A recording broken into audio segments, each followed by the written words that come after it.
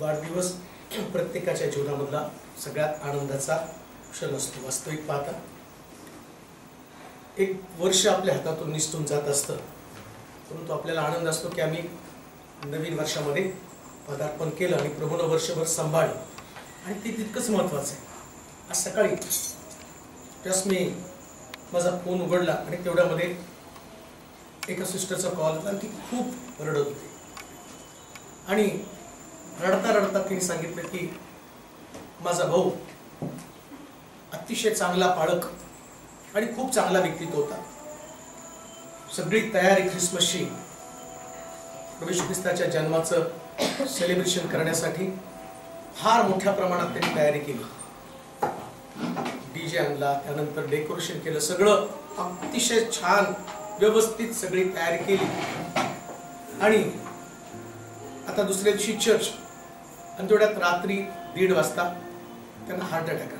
आणि मग त्यांना उचलून गाडीमध्ये घेऊन जात असताना म्हणजे रस्त्यामध्ये एवढं ट्रॅफिक लागलं की आम्ही पोहोचू शकलो नाही. आणि जेव्हा हॉस्पिटलमध्ये गेलो त्यास माझ्या भावानं प्राण सोडला होता.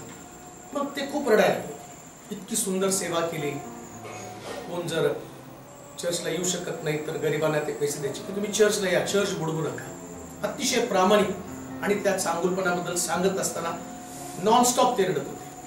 आणि त्यावेळेस एक गोष्ट माझ्या लक्षात आली, जीवनाची किंमत त्या लोकांना असते ज्यांच्याकडे जीवन नसतं. जेव्हा आमच्याकडे जीवन असतं ना, त्याचं मोल आम्हाला अजिबात नसतं. आम्ही आमच्या इच्छेप्रमाणे, आमच्या मनाप्रमाणे, ज्या पद्धतीने आमचे विचार आहेत त्याच विचाराने आम्ही चालत राहतो. या जगामध्ये आम्ही राहत असताना कुठल्या उद्देशाने प्रभूने आम्हाला ठेवलेले आहे लक्षात घ्या. बायबल तर आम्हाला सांगतं की आमचं आयुष्य वाफेसारखं आहे, थोडा वेळ दिसतं आणि दुसऱ्या क्षणाला ती नष्ट होऊन जाते. परंतु जन्मापासून तर आलेल्या दिवसापर्यंत काही प्रश्न देव आम्हाला विचारत असतो, आणि ज्या व्यक्तीला या प्रश्नांची उत्तरं देता येत नाही तो या पृथ्वी तलावरती जन्माला येतो, काम करतो, मरतो, आणि त्याच्यानंतर देवासमोर उभं राहण्यासाठी त्याला तोंड नसतं. या पृथ्वी तलावरती आमचं आयुष्य लवकर संपतं. वाटतं मला, मी 60 वर्ष, 70 वर्ष, 80 वर्ष, देवाच्या वास्तवामध्ये म्हटले माणसाचं आयुष्य 60 वर्ष, जास्तीत जास्त 70 वर्ष, आणि खूप प्रयत्न केला तर 80 वर्ष, याच्या पलीकडे कोणच राहत नाही. परंतु पृथ्वी तलावरचं आयुष्य संपल्यावरती स्वर्गामध्ये असं म्हटलं की त्याला अनंतकालचं जीवन.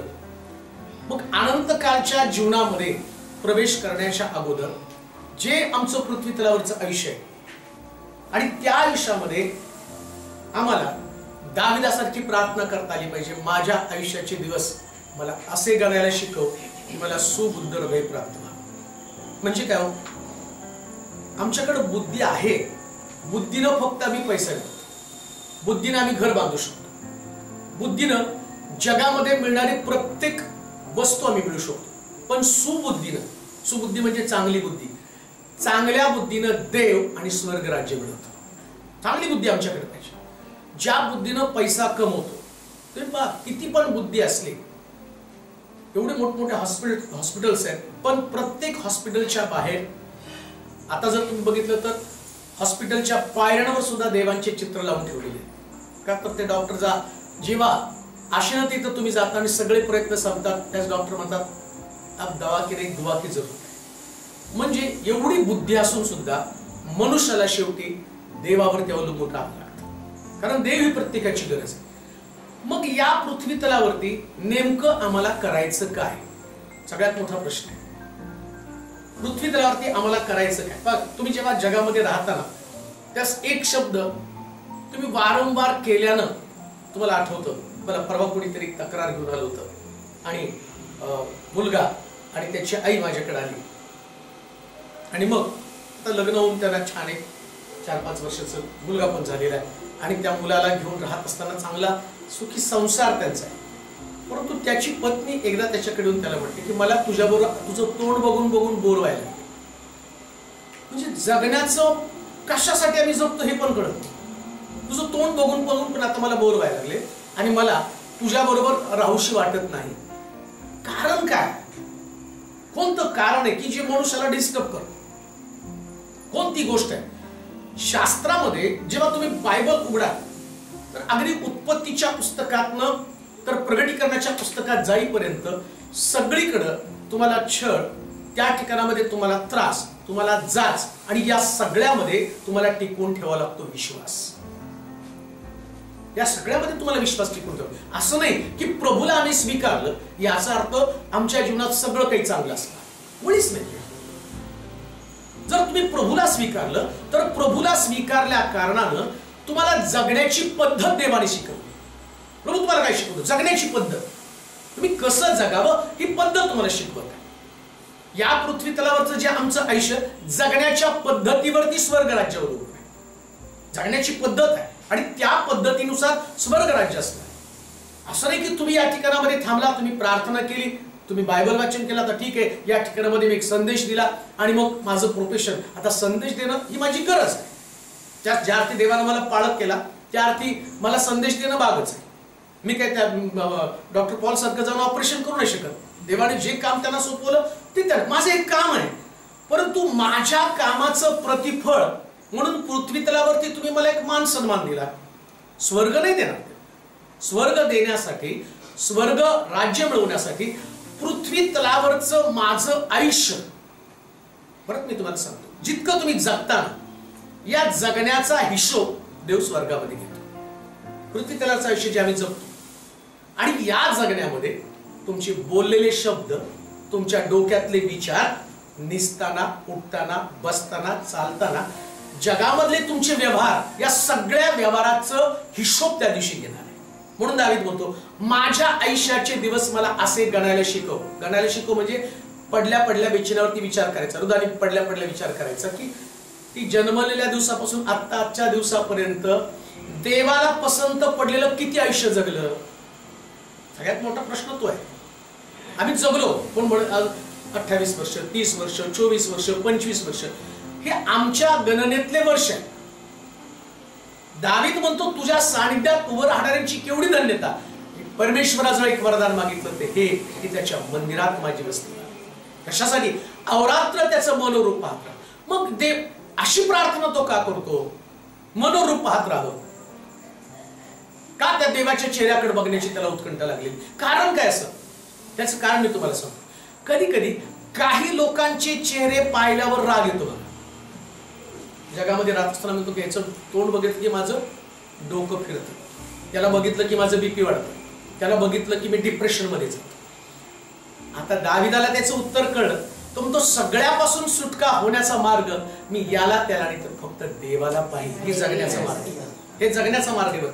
फक्त प्रभूला नित्य आपल्या डोळ्यासमोर ठेवा. देवाला पहा, देवाला पहा. आणि म्हणून आम्ही पाहतो जेव्हा नाताळच्या याच्यामध्ये मी बऱ्याच ठिकाणामध्ये नाताळचे एवढे संदेश घेऊन आलो, एवढे संदेश घेऊन आलो, अजून पण देत आहे. त्याच्यामध्ये मी एक गोष्ट सांगितली की जेव्हा ज्ञानी लोकांनी तारा पाहिला आणि ताऱ्याचा शोध घेत घेत ते राजवाड्यामध्ये गेले. मी म्हटले की आम्ही असा तारा पाहिला की तो निश्चितच कोणतरी राजपुत्र जन्माला आलेला आणि तो तुमच्या घरात कोणी राजा जन्माला आला का? हा प्रश्न त्याने केला. मग राजाला मोठा प्रश्न पडला की असं म्हणतोय याचा अर्थ हा तारा साधा सुद्धा कोणी नसून हा देवानं दाखवलेला तारा असा. मग त्यांनी सगळे संदेष्टे आणि त्या राज्यामध्ये असणारे बायबलचे अभ्यासक त्यांना बोलवलं आणि विचारलं की असं काय शास्त्रामध्ये दिलं का की जेणेकरून हा सांगतो ते ज्ञानी लोक सांगतात त्या पद्धतीनं. आणि मग तसं असेल त्यांनी सगळं बायबल शोधलं आणि मग ते म्हटले नाही बरोबर आहे, येशूचा जन्म व्हायला पाहिजे. आणि मग त्या ज्ञानी लोकांना तारा दिसल्याची वेळ किती, केव्हा तारा दिसला? मग त्यांनी 2 वर्षाच्या अगोदर सांगितलं. आता बघा, जेव्हा येशूचं दर्शन नव्हतं तो म्हणतो की तू मला अवरात्र तुझ्या मंदिरात ठेव. कशासाठी? तुझं मनोरूप मी पाहत राहा. येशूचं दर्शन नव्हतं तर राजाकडे गेला. आणि जेव्हा ज्ञानी लोक येशूला भेटले, येशूला भेटल्यानंतर देवदूत स्वप्नामध्ये येऊन त्यांना सांगितलं आले त्या वाटेने जाऊ नका तर दुसऱ्या वाटेने निघून जा. म्हणजे जेव्हा येशूला पाहतो ना तर तुमचं वाटच बदलून जाते. म्हणून दावीद म्हणतो मला प्रति दिवशी तुला पाहायला पाहिजे. जेव्हा तुम्ही जगताना देवाला पाहताना तर तुमची जगण्याची दिशा बदलते. एक शास्त्र भाग मी वाचणार आहे, त्यानंतर आता याच्यातनं नाताळचा संदेश माझ्याकडे जायचा आहे, परंतु आता आपण उत्पत्तीचं पुस्तक त्याचा 16वा अध्याय आणि 6 पासून काही वचन वाचूया. उत्पत्तीचं पुस्तक 16वा अध्याय. अब्राम सारायला म्हणाला, अब्राम सारेला म्हणाला, पहा तुझी दासी तुझ्या हाती आहे, तुझ्या हाती आहे, तुला बरे दिसेल ते तिचे कर. मग साराय तिचा जाच करू लागली. सारा तिचा जाच करू लागली. तेव्हा ती तिला सोडून पळून गेली. रानात शूरच्या वाटेवर एक झरा लागतो. त्या झऱ्यापाशी परमेश्वराच्या दूताला ती आढळली. तो म्हणाला, हे सारायच्या दासी हगारे, तू आलीस कोठून व जातेस कोठे? ती म्हणाली, माझी धनीन साराय हिच्यापासून मी पळून जात आहे. परमेश्वराचा दूत तिला म्हणाला, तू आपल्या धनिनीकडे परत जा आणि तिच्या हाताखाली तिचे शोषित राहा. परमेश्वराचा दूत तिला म्हणाला, तुझी संतती मी वाढवीनच वाढवीन, एवढी की तिची गणती करता येणार नाही. परमेश्वराचा दूत तिला आणखी म्हणाला, पहा तू गर्भवती आहेस, तुला मुलगा होईल, त्याचे नाव इश्माएल ठेव, कारण परमेश्वराने तुझा आक्रोश ऐकला आहे. तो रानगाढवासारखा मनुष्य होईल, त्याचा हात सर्वांवर चालेल व सर्वांचा हात त्याचवर चालेल. तो आपल्या सर्व भाऊबंदांच्या देखत पुरेस वस्ती करेल. तिशी बोलणाऱ्या परमेश्वराचे नाव तिने आता एलरोई, तू पाहणारा देव असे ठेवले. ती म्हणाली, मला पाहणाऱ्याला मी याही ठिकाणी मागून पाहिले काय? बस टायटलच काय असणार आहे की मला पाहणारा देव. कुणाला पाहणारा देव? वाढदिवस तुझाच. आणि हृदाबरोबर आता असं नाही की स्पेसिफिक, बऱ्याच ठिकाणामध्ये काय होतं की ज्याचा वाढदिवस आहे आम्हाला असं वाटतं की सगळा उपदेश त्याचा आहे, पण उपदेश त्याच्यासाठी नसतो. अख्खं बायबल जे लोक जगतात त्या जगणाऱ्या व्यक्तीसाठी बायबल कुणासाठी नाही माहिती का? मेलेल्या व्यक्तीसाठी बायबल. कब्रस्तानमध्ये गेल्यावर लाख त्या ठिकाणामध्ये जो व्यक्ती मेला त्याच्यासाठी शास्त्रभाग उघडला जातो, वाचला जातो, परंतु त्या शास्त्रभागाचा मेलेल्या व्यक्तीशी कोणता संबंध नसतो. कारण मृत्यूनंतर कोणाला सार्वकालिक जीवन, सार्वकालिक नरक किंवा कोणाला या पृथ्वी तलावर केलेल्या प्रार्थना उपयोगी पडत नाही. मग संदेश कुणासाठी? संदेश जिवंत लोकांसाठी. बरं, संदेशाची दिशा काय नेमकी दिशा? एक प्रोग्राम आहे, त्या प्रोग्राम मध्ये एक परंपरा किंवा चला काहीतरी देवाच्या वचनातनं सांगायला पाहिजे या पद्धतीनं देवाचं वचन हे कधी टाइमपास पण नसतं बरं का, कधीच टाइमपास नाही. मला आपण पाहतो की लग्नामध्ये कधी कधी ते सिनेमाची गाणी लावतात ना, तर ते गाण्यातला अर्थही कळत नसतो, फक्त ते डेंच्याक असताना तेवढंच त्याच्यावरती आपल्याला कसं नाचता येईल. मग तुम्ही तेलुगू लावतात, मराठी माणसाला तेलुगू, फक्त ते गाजलेलं पाहिजे गाणं आणि ते बीट्स पाहिजेत आणि त्या बीट्स मध्ये शब्द तर कुणाच्या बापालाही कळत नाही, ते फक्त ते वाजवतात आणि तिथं ना. कारण का माहिती का? तो टाइमपास आहे. बायबलमध्ये तसं नाही. बायबलमध्ये प्रत्येक वचन हा तुमचा हिशोब आहे, हा तुमच्या जीवनाचा हिशोब आहे. तुम्ही ज्या पद्धतीने या पृथ्वी तलावरती राहायला पाहिजे, ज्या पद्धतीचं तुमचं जीवन असायला पाहिजे. इथं हगार काय म्हणते माहिती का? मी परमेश्वराला मागून पाहिलं आणि परमेश्वर मला पाहणारा परमेश्वर. लक्षात ठेवा, या पृथ्वी तलावरती आम्ही जगत असताना देवाचं एक नाव कायम डोक्यामध्ये राहायला पाहिजे. कोणतं नाव? मला पाहणारा परमेश्वर. मला पाहणारा परमेश्वर. बघा, कधी कधी एक व्यक्तीचं जर लक्ष माझ्याकडे असलं, साधी गोष्ट आहे, आता या ठिकाणामध्ये प्रार्थनेला बसल्यानंतर राजला तर बसता येत नाही तरी तो खाली बसला. का बसला होता माहिती का? त्याचं कारण त्याला माहिती की इथं प्रार्थना चालू आहे, तर मी त्या ठिकाणामध्ये बसल्यानंतर लोकांना असं वाटू नये की याला प्रार्थनेचं महत्व नाही. म्हणजे पाहणाऱ्या डोळ्यानं माणसाचं बसणं, माणसाचं उठणं, त्याला सगळं काही त्याच्यावर एवढं बारकाईनं बघतो. बरं बघा, बघणारा व्यक्ती कोण आहे? मी आता येईल, एक अर्धा तास, एक तास तुमचा संदेश देऊन मी माझ्या घरी निघून जाणार आहे, पण तेवढ्या वेळेपुरती तर त्याला भीती वाटली ना. तेवढ्या वेळेपुरती त्याला भीती वाटली का? तर त्याला असं वाटतं की पास्टरचे डोळे माझ्याकडे. बघा, पास्टरचे डोळे एकदा या फाटकाच्या बाहेर गेल्यावर राज इथं झोपलाय का, राज उड्या मारतोय का, राज नाचतोय, हे मी काही बघत नाही. पण बायबल सांगतो तो माझं जीवन बारकाईनं बघतो, बारकाईनं बघतो बरं का, माझं जीवन तपासतो. आणि शास्त्रात काय सांगितलं, तू आकाशात चढला तर मी तिथे आहे, तू समुद्रामध्ये जर आतमध्ये गेला तर त्या ठिकाणात माझी नजर तुला शोधते. कोणी देवाच्या नजरेपासून वाचू शकत नाही. म्हणून लक्षात ठेवा, जगताना कसं जगायचं, तर हगार ज्या पद्धतीने करत आहे, हगार या ठिकाणामध्ये चूक कुणाची आहे, तर चूक सारेची आहे. सारेनं अब्रामाला हगार देऊन टाकली आणि हगार देत असताना देवानं तिला गर्भवती केलं आणि तिच्यापासून ती गर्भवती झाल्यावर साराने तिचा जाच करा. लक्षात ठेवा, या पृथ्वी तलावरती आम्ही जगत असताना बऱ्याच वेळा आम्हाला असं वाटतं की काही चुका नसताना सुद्धा आम्ही अशा प्रकारच्या परिस्थितीला तोंड देतो की जी परिस्थिती आमची चूक नसताना. पुन्हा मी की याचा संदर्भ उद्याच्या वाढदिवसाशी काय संबंध आहे? अहो, वाढदिवस म्हणजे आमचं जीवनच आहे. आम्ही जगत असताना प्रत्येक व्यक्तीमध्ये एक भावना असते, प्रत्येक व्यक्तीला. बघा, ज्योतिषी आला ना, त्या ज्योतिषीला तुम्ही हात दाखवा. आता मला पूर्वी ती सवय होती, गेल्यावरती माझा मित्र सगळे विद्यार्थी असल्या कारणानं मग ते हात दाखवल्यावर मी पण हात दाखवायचो. कॉमन एक शब्द असायचा, तुम्ही सगळ्यांवर प्रेम करता, तुमच्यावर कोणी प्रेम करत नाही. तुम्ही सगळ्याला समजून घेतात आणि तुम्हाला कोणी समजून घेत नाही. आणि तुम्ही सगळ्यांचं चांगलं करता, तुमचं कोणी चांगलं. अरे, सगळं माझ्या मनातलं सांगतो, कारण ही भावना प्रत्येक व्यक्तीच्या जीवनामध्ये, प्रत्येकाला वाटतं मी काहीतरी सोचतो, प्रत्येकाला वाटतं माझ्यावरती काहीतरी अन्याय होतात. जगताना हीच भावना घेऊन आम्ही जगत असतो. कोणती भावना? माझ्यावरती अन्याय होतो. आणि काय होतं माहिती का, जेव्हा जीवन जगताना ही भावना तुमच्यामध्ये येते ना, त्यास तुम्ही जीवनापासून पळून जात असता. आम्हाला वाटतं नाही जगायचं, का तर तुम्हाला कळलंच नाही जगायचं कशासाठी. आधी बघा, आता ती सारेची दासी आहे. आता दासी असल्या कारणानं दासीनं या पृथ्वी तलावरती धन्याचं सोसलंच पाहिजे ना.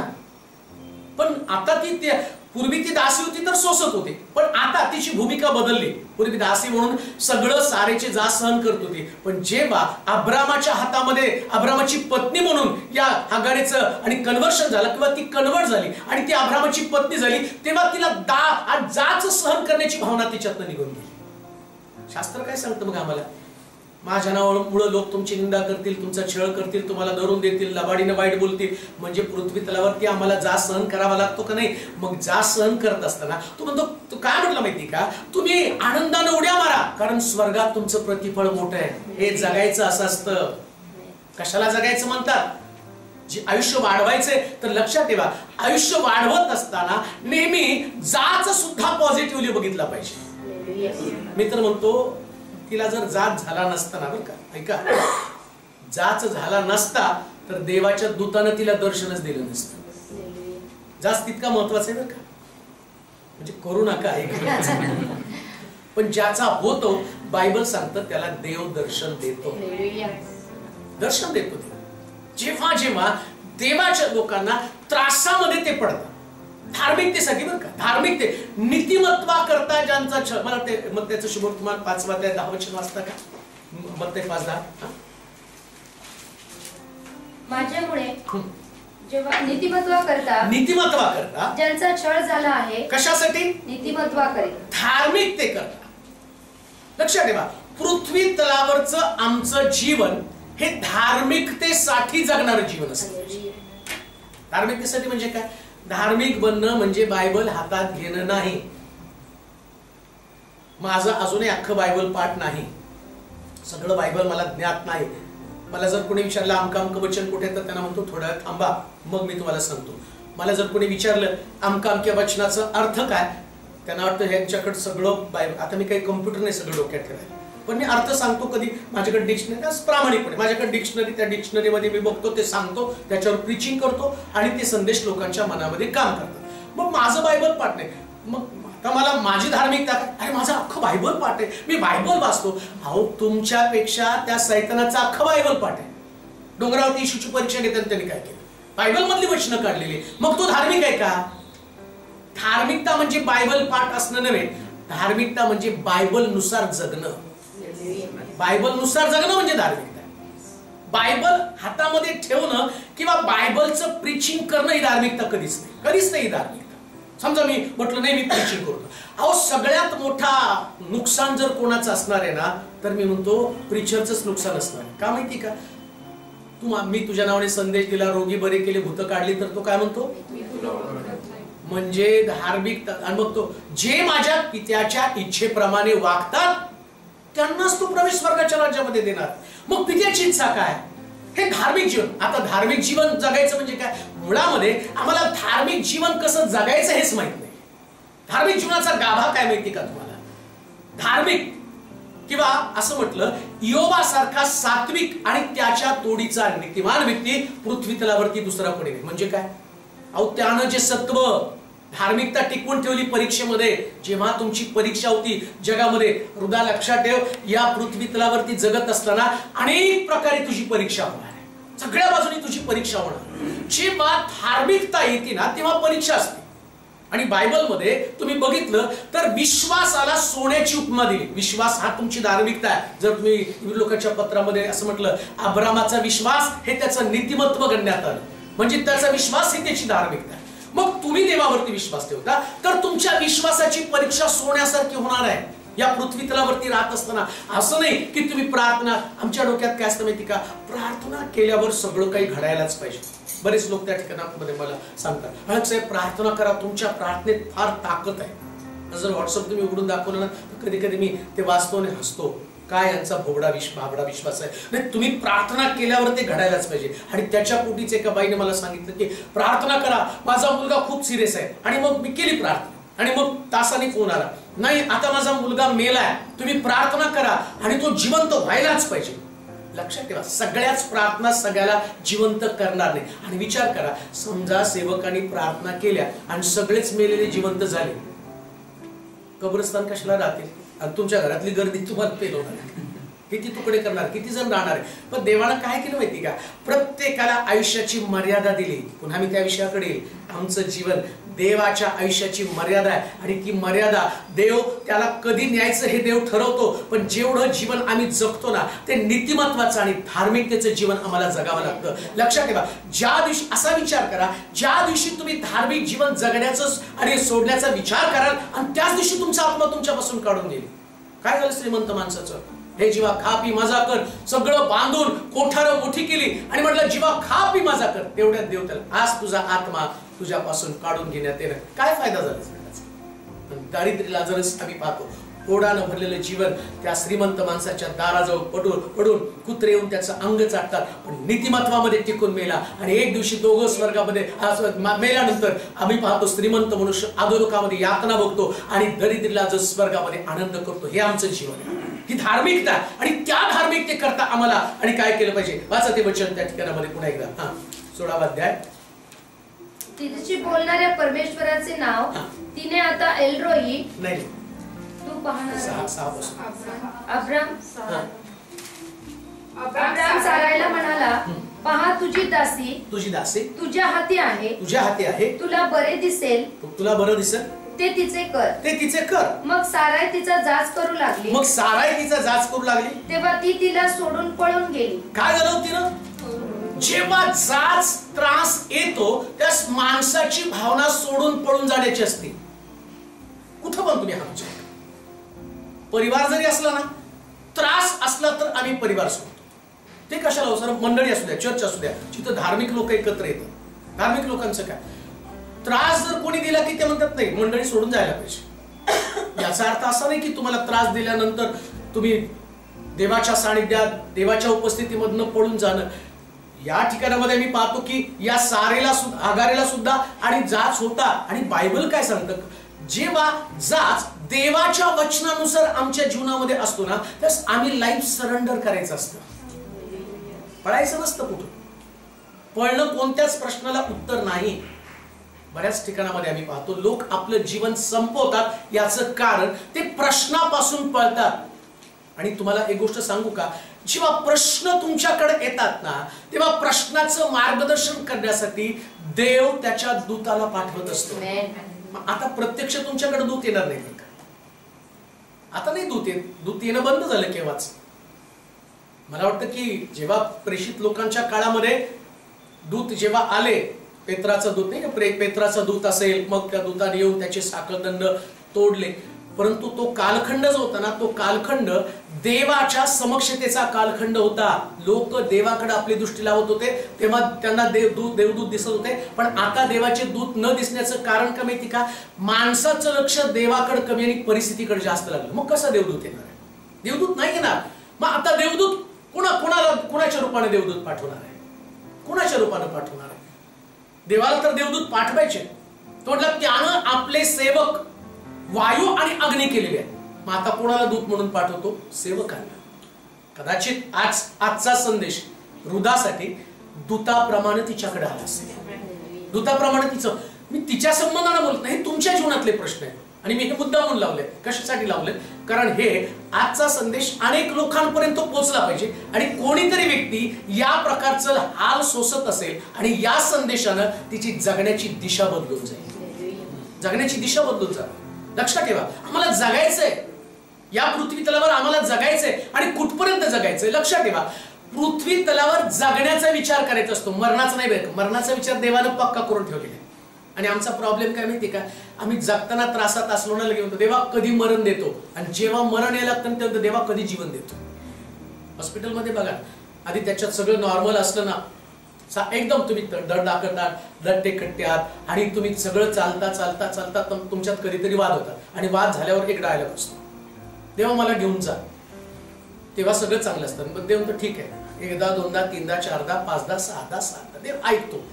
आणि अचानक एकदा तुमच्या छातीत दुखायला लागतं, डॉक्टर सांगतात बहुतेक अटॅक आहे. तेव्हा आम्ही देवा वाचव, मग तू तो मला मरण ते म्हटलं होतं ना. मग आता अटॅक आला. आणि तेव्हापासून बोलणं चालणं सगळ्यामध्ये चेंजेस होतात. का? कारण त्यांना कळतं प्रेशर आलं तर मरणार आहे. अहो, ते प्रेशर आताच घ्या आणि जगण्याचा विचार करा. कशासाठी जगायचं माहिती का? बोल मग तो जगणे ख्रिस्त आहे. जगणं म्हणजे ख्रिस्त. आम्ही जगतो म्हणजे काय? येशू आमच्यामध्ये आहे, हे आमचं जगणं आहे. आम्ही येशूमध्ये आहोत, हे आमचं जगणं आहे. आणि म्हणून जगण्याची पद्धत किंवा जगण्याचं जर सिद्धांत तुम्हाला शिकायचा असेल तर जगण्यासाठी आम्हाला देवाची नितांत गरज आहे.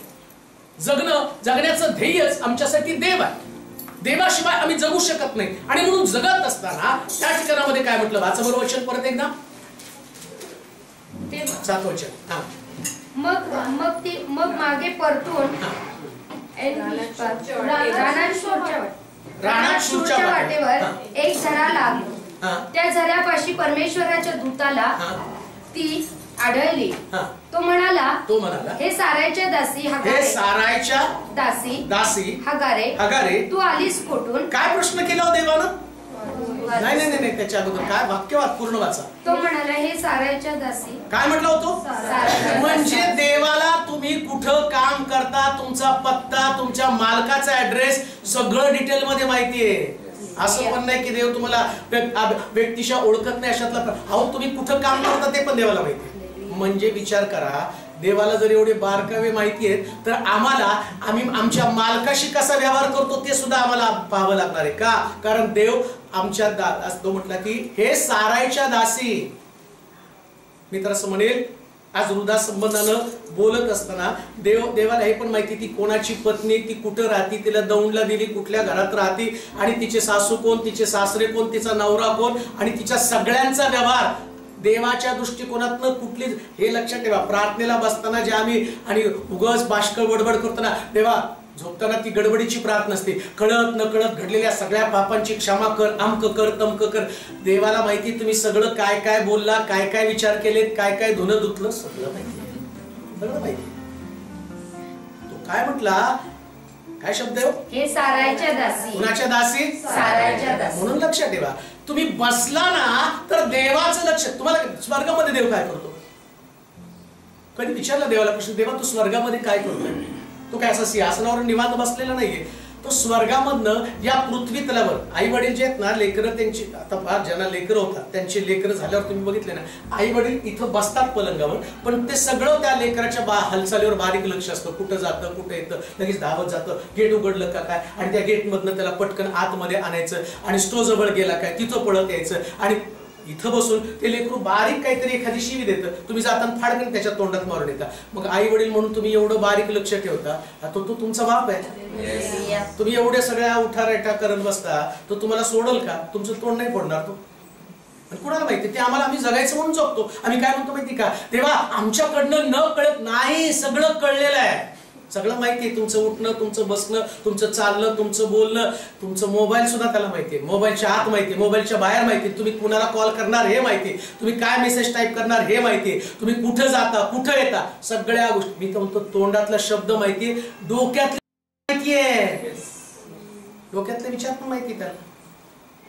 म्हटलं की हे पैसे दान कोशामध्ये टाकले असते, शिमोनाच्या घरामध्ये अलाबस्त्र कोपी 1.25 लाख रुपयाची मरीनं येशूच्या पायावर ओतली.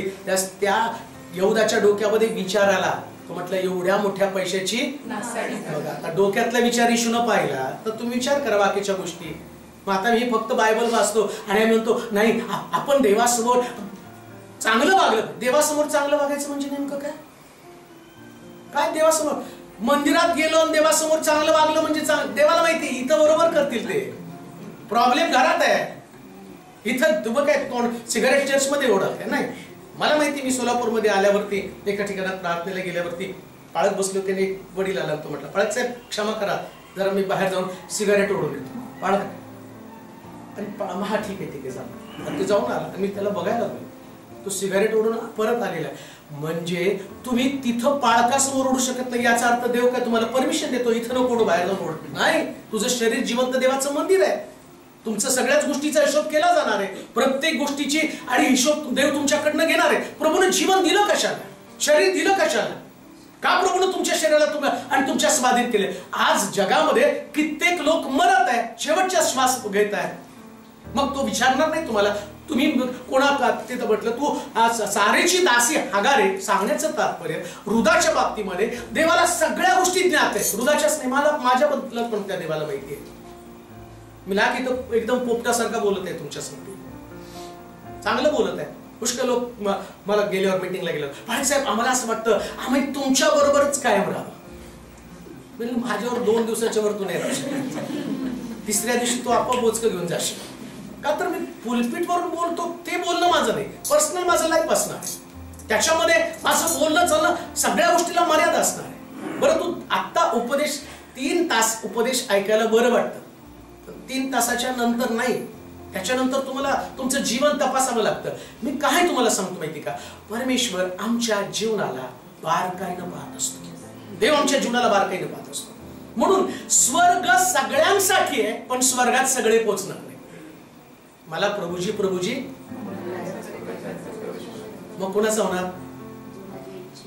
जो पित्याच्या माहिती तुम्हाला. आणि पित्याची इच्छा काय? आता खाली पित्याची इच्छा वाच. काय पित्याची इच्छा?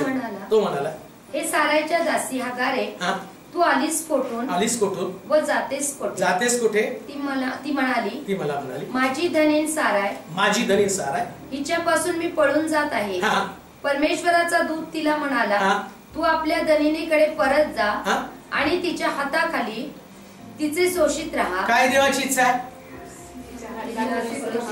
तो शब्द सांगा, एकच शब्द सांगा. काय शब्द आहे? म्हणजे जगायचं तर कसं जगायचंय? सोसत. सुस्कारे टाकत नाही. आमच्याकडे सुस्कारे टाकत आम्ही जगतो नाही. हुंदके मोठे देऊन नाही.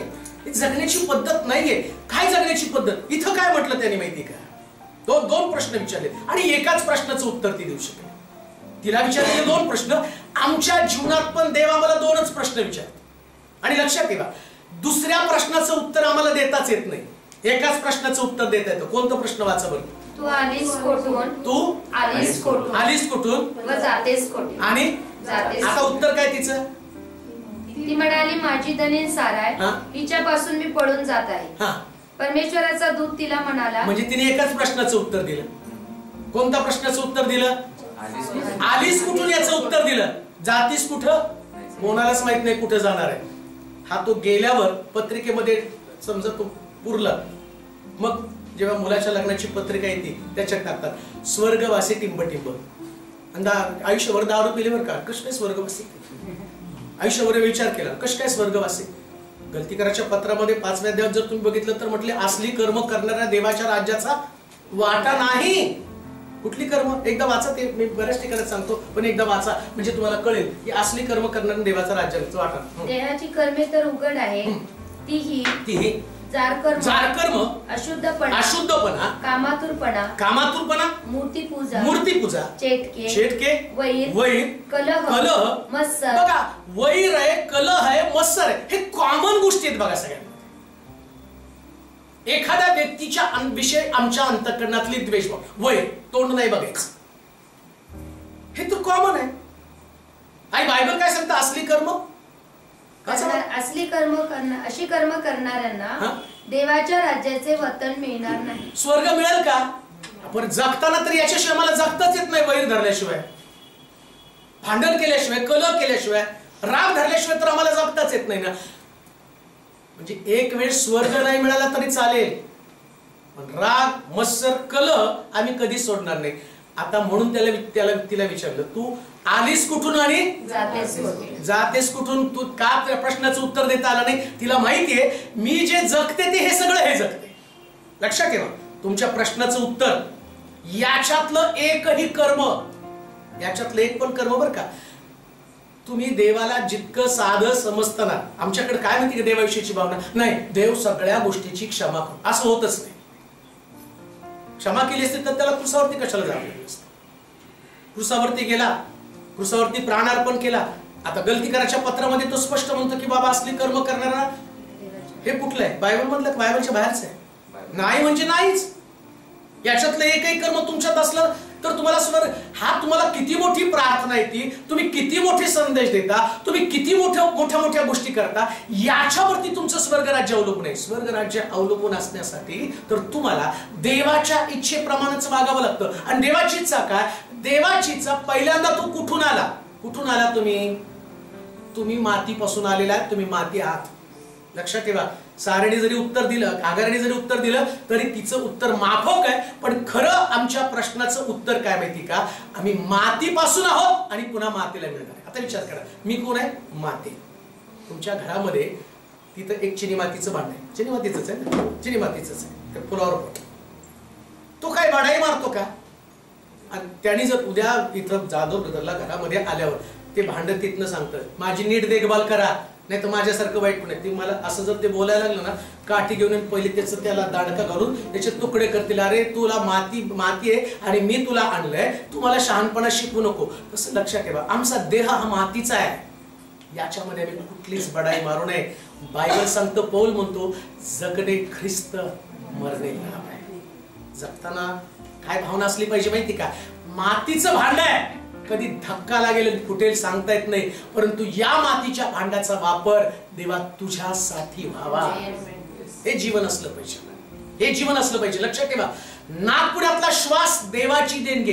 देवानं दूतानं तिला प्रश्न केला, डिप्रेशन मध्ये गेल्यावर देवाच्या दूतानं तिला प्रश्न केला, निराशेमध्ये गेल्यावर. आणि लक्षात ठेवा, जगताना आज कॉमन प्रश्न एकच आहे, डिप्रेशन. डिस्टर्ब झालो. छोटे 4 वर्षाची पोर आहेत ना, ते सुद्धा म्हणतात नाही मला बोर व्हायला लागले. त्यांना बोरही कळत नाही, जांभळही कळत नाही, पण ते म्हणतात मला बोर व्हायला लागले आणि मी डिप्रेशन मध्ये गेलो. ऐकलेले शब्द, त्या शब्दानं लक्षात ठेवा, जेव्हा तुम्ही डिप्रेशन मध्ये जाता जगताना, तेव्हा तुम्हाला जगण्याचा मार्ग सापडत नाही. पण जगण्याचा मार्ग सापडण्यासाठी किंवा जगण्यासाठी प्रेरक जर कुठलं वचन तुम्हाला पाहिजे असेल तर इकडे उत्पत्तीच्या पुस्तकात यायचं. आणि जो प्रश्न देवानं हागारेला विचारला तो प्रश्न आम्हाला विचारतो, आलास कुठून, आलीस कुठून? त्याचं उत्तर आहे मातीपासून आले, पुन्हा मातीकडे जाणार आहे. लक्षात ठेवा, आमचं अस्तित्व माती आहे आणि पुन्हा मनुष्य मातीला माती जाऊन मिळतो. पण सगळ्यात क्लायमॅक्स काय माहिती का? क्लायमॅक्स काय याच्यामध्ये?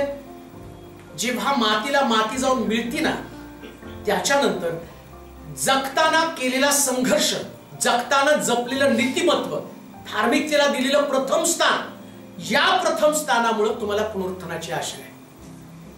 या प्रथम स्थानामुळे तुम्ही जगताना ज्या पद्धतीचं जीवन जगला, नीतिमत्वाचं, धार्मिकतेचं जीवन जगला, तुम्ही धार्मिकतेचं जीवन जगत असताना दैहिकतेला दुय्यम स्थान दिलं. दैहिकता दुय्यम स्थानावरती असली पाहिजे.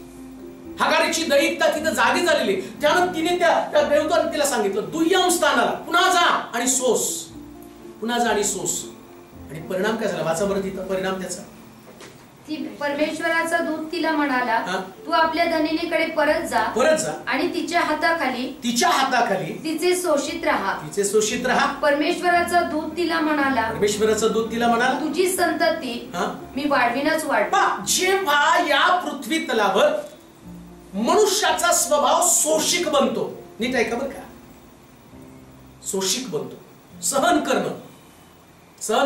शास्त्रातला सगळ्यात कठीण शब्द कुठला असेल तर सहन करणं सगळ्यात कठीण आहे बरं का. हा शब्द ऐकायला खूप बरा वाटतो, असं म्हटलं की तुम्ही एकमेकाचं सहन करा, आणि तेच आम्हाला कधी जमत नाही. आणि मी तर म्हणतो 99% लोकांचा स्वर्ग एकाच गोष्टीमुळे जाणार आहे. कोणता? आणि सहन करणाऱ्या व्यक्तीला, सहन करा म्हणजे काय माहिती का, तुम्ही आता या भिंतीवरती इथं तुम्ही बसलाय, तुम्ही भरपूर फटके मारा, किती पाहिजे तेवढे फटके मारा, आणि जेवढे फटके तुम्ही माराल पण ती भिंत रिॲक्ट होत नाही, त्याला सहनशीलता म्हटलेलं आहे. आता तुम्हाला मारू द्या बरं, चापट मारली तर मारून टाका म्हणून एक चापट मारा, नुसती एक चापट मारली ना मारून टाका, मला कशाला जिवंत ठेवता, म्हणजे तुम्ही रिॲक्ट होता, त्याला सहनशीलता नाही.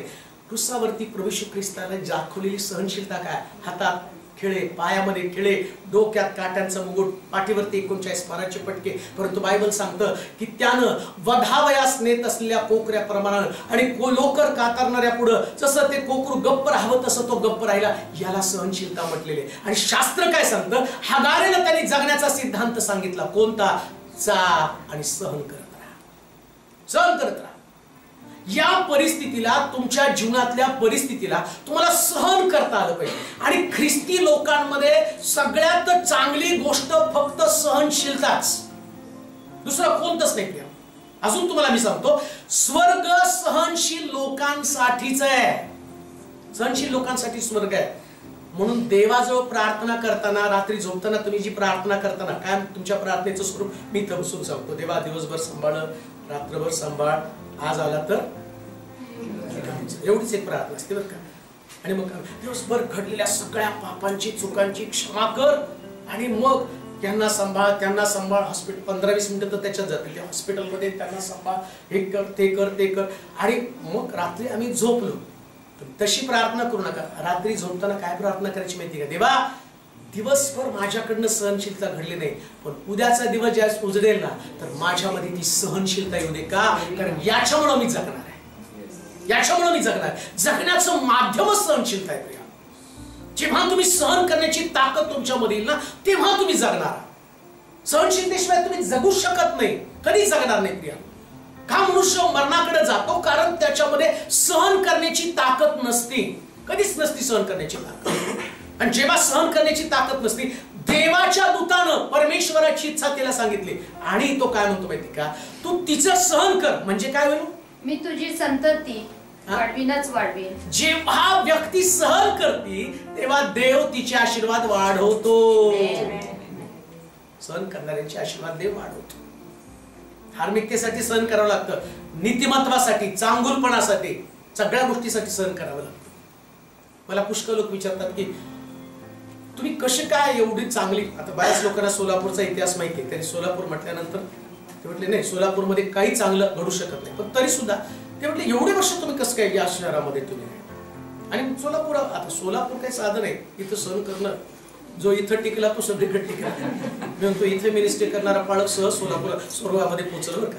कारण इथलं वातावरण सदोम गोमोरापेक्षा काही कमी नाही, भयानक डेंजर वातावरण आहे. पण तेवढ्यामध्ये तुमचा विश्वास, तुमची धार्मिकता, तुमचं चांगुलपण, आणि एवढं करून देवाचं वचन सांगायला किती पीस ऑफ माइंड लागतं. साधी गोष्ट नाही, सांगून दाखवा तुम्ही. अहो थोडंसं डिस्टर्ब झालं तर तुम्हाला लिडिंग जमत नाही, तुम्ही लिडिंग करायला बघा. तुम्हाला डिस्टर्ब झालं तर तुम्ही नको म्हणता ते लिडिंग. मग उपदेश करायला तर तुम्हाला मानसिक कसं बलवान व्हावं लागतं. परंतु ही गोष्ट काय माहिती का? याचं कारण एकच आहे, सहनशीलता. जेव्हा सहनशीलता असते ना, सहनशीलता म्हणजे काय माहिती का?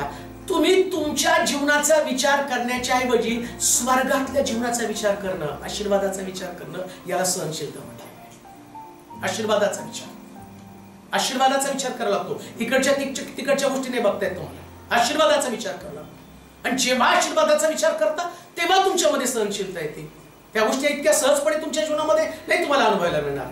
आशीर्वादाचा विचार करावा लागतो. दुप्पट आशीर्वाद. तो म्हटला तुझं सगळं मी वाढवणार आहे. लक्षात ठेवा, हे जगताना जर तुम्हाला जास्तीच्या आशीर्वादाकडे तुमचं लक्ष लागायला पाहिजे तर त्याच्यासाठी तुम्हाला सहन करणं गरजेचं आहे. शेवटची गोष्ट वाचूया. परमेश्वराचा दूत तिला म्हणाला, परमेश्वराचा दूत तिला म्हणाला, तुझी संतती मी वाढवीनच वाढवीन एवढी की तिची गणती करता येणार नाही. परमेश्वराचा दूत तिला आणखी म्हणाला, पहा तू गर्भवती आहेस, तुला मुलगा होईल, त्याचे नाव इश्माएल ठेव, कारण परमेश्वराने तुझा आक्रोश ऐकला आहे. तो रानगाढवासारखा मनुष्य होईल, त्याचा हात सर्वांवर चालेल, व सर्वांचा हात त्याच्याबरोबर चालेल. तो आपल्या सर्व भाऊबंधांच्या देखत पूर्वेस वस्ती करेल. काय आशीर्वाद मिळाला? नुसता तिला आशीर्वाद नाही तर तिच्या पोटामध्ये असणाऱ्या बाळाला आशीर्वाद मिळाला. म्हणजे जेव्हा तुम्ही सहन करता तुमच्या पुढच्या पिढ्यांमध्ये आशीर्वाद जातात. पुढच्या पिढ्यांसाठीचे आशीर्वाद. ही ताकद आहे सहनशीलतेची. तो शोषित राहा, सहन करत राहा, पुढे जा. आणि एवढंच नव्हे तर शास्त्रामध्ये असं लिहिलं, त्या हगारी संबंधानं म्हटलं, तुझ्या तो त्याच्या भाऊबंदाच्या देखत वस्ती करून राहील. म्हणजे काय? तुम्हाला देव अशा लेवलवर वस्ती करून राहणं म्हणजे अशा लेवलवरती देव तुम्हाला नेतो ना, तिथं पाहिल्यावर लोकांना, तुमच्या भाऊबंधांना सुद्धा तुमचा हेवा वाटावा. देव तुमच्या बरोबर असताना वृद्धाला मी सांगेल, जिथं तू राहशील असं तुझं राहण्याचं ठिकाण असेल, दौंड मध्ये असं तुझं घर, असे तुझे लोक असतील, अशी तुझी वस्ती असेल की आजूबाजूचे लोक विचार करतील आणि त्यावेळेस त्यांना आठवेल की प्रभूनं दिलेलं अभिवचन पूर्ण केले. हे जगण्याची ताकद, जगण्याचा तुम्हाला देवाने दिलेला आशीर्वाद ते घेऊन पुढे जायचं. मग तिच्या मुखातनं शब्द निघतो. तो शब्द काय निघतो? तिने काय शब्द वापरला बघा? परमेश्वराचे नाव तिने आता एल रोही, तू पाहणारा देव असे ठेवले. ती म्हणाली, मला पाहणाऱ्याला मी याही ठिकाणी. आता तिथं शब्द मला पाहणाऱ्यानं, याही ठिकाणीच्या ऐवजी 2024 याही ठिकाणी मागून पाहिले. काय? कुणाला पाहिलं? देवाला. हृदयाचं डायलॉग असलं पाहिजे, हृदयाचं वाक्य असलं पाहिजे. ज्या देवानं मला 2024 मध्ये पूर्ण पाहिलं. आता 24 संपताना तिचा 24 मधलं तिचा हा जो दिवस, शेवटचा दिवस, आणि तिने काय म्हटलं पाहिजे? त्यानं मला पाहिलं आणि मी त्याला मागून पाहिलं.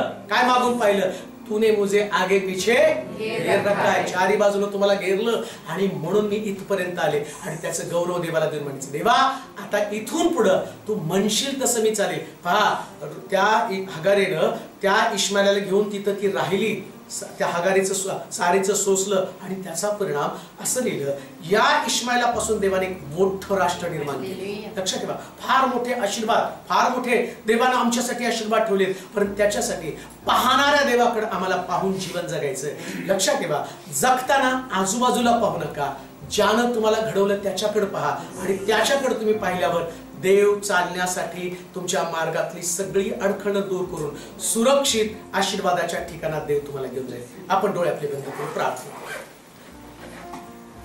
सामर्थ्यशाली देवा, आज रात्री या परिवारात तू आम्हाला आणलंस, तुझ्या उपस्थितीमध्ये तू आम्हाला चालवलंस. तुझ्याला एक नवीन बक्षीस दाखल तू दिलेलं आहे. परंतु आम्ही कुठून आलो आणि मी कुठून चाललो या सगळ्या प्रश्नांची उत्तर शोधणं फार आवश्यक आहे. खरंच आम्ही कुठून आलो या प्रश्नाचं उत्तर माहित नसल्या कारण मातीचा डामडोल आम्ही करत आहोत. माहित नाही जीवन किती आहे, नाकपुड्यातला श्वास किती आहे ते पण माहित नाही. परंतु तरी अहंकार, गर्व, मीपणा या सगळ्या गोष्टीमुळे आमचं जीवन ज्या पद्धतीने आम्ही जगावं ती जगण्याची पद्धत आम्ही विसरतो. आज रात्री पुन्हा एकदा तो आमच्या अंतर्चक्षु प्रकाशित केला आणि आम्हाला दाखवलं की आम्ही कुठून आलो, आम्हाला जायचंय कुठे. मी तुझ्या स्वाधीन करतो प्रभू, तिचा ताबा घे. नवीन वर्षामध्ये नवीन आशीर्वाद तिच्यासाठी पाठव. जसं हगारीला तू सांग, तुझ्या पोटी एक मुलगा जन्माला, तो बळकट बलवान असेल, आपल्या भाऊ बंदा देखत तो वस्ती करेल. तिच्याही पोटामध्ये गर्भ आहे, तिलाही ते अभिवचन दे माझ्या देवा, ते गर्भ सुरक्षित राहू दे, तिला वाढू दे, त्यालाही वाढू दे माझ्या देवा.